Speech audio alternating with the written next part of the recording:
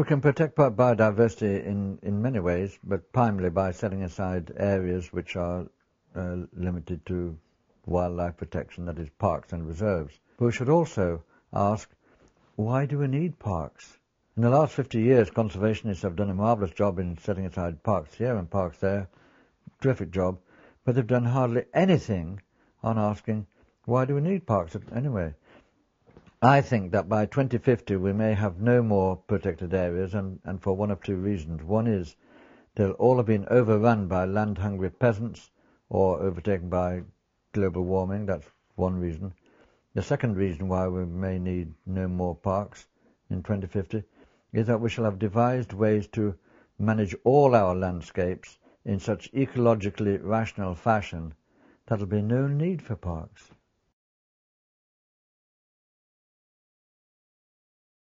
The most damage that we do each day, I think, is using fossil fuels, mainly for cars, but also for aeroplanes. We should, as people in Holland do, get out our bicycles. There's been a marvellous project in Paris, I think, where 10,000 bicycles were supplied by the city government, free. When you go out in the morning, if you want a bicycle, then go to the end of the street and you just take a bicycle from a rack and you pedal away until you get where you're going. And then you put it into another rack for somebody else to use.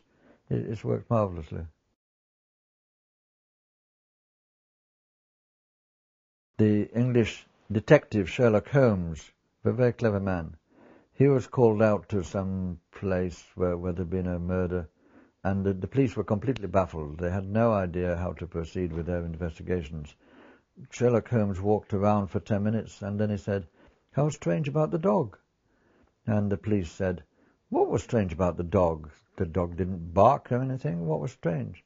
And Sherlock Holmes said, "That is what was important, that the dog did not bark, presumably because it recognized the intruder."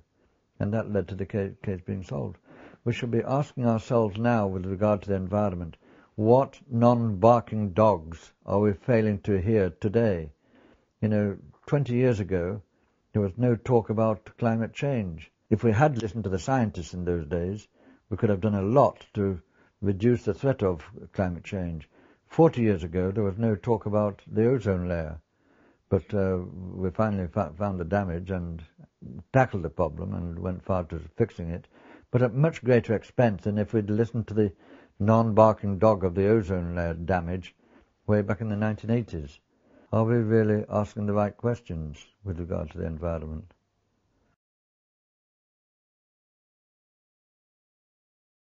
Yes, there are various ways we can educate them and prick their consciences a bit when they throw a wrapper on the street. But more effectively, the best educator is the wallet, the pocketbook.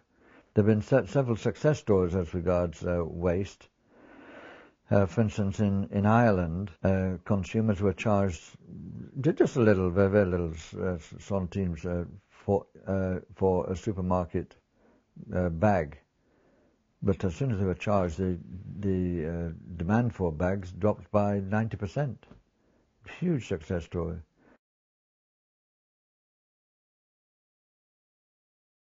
In the best case, I think we'll have learned to live with the environment and live with each other a lot better than today. I do certainly hope that. Or we shall be in a nightmare world where maybe 2 billion people will be hungry, and that they'll want to get into our nations in Europe and North America and enjoy what they're having. I do believe there will be many big conflicts. Climate change, if we don't prepare for it, if we don't try to reduce it, will reduce our agricultural lands enormously. And we might start to find that we have difficulty getting supper on the table. That's the downside. But the other side, the better side, is that people could be better fed, better nourished, better health for everybody, better relationships between countries, an end to violence. It could be marvellous.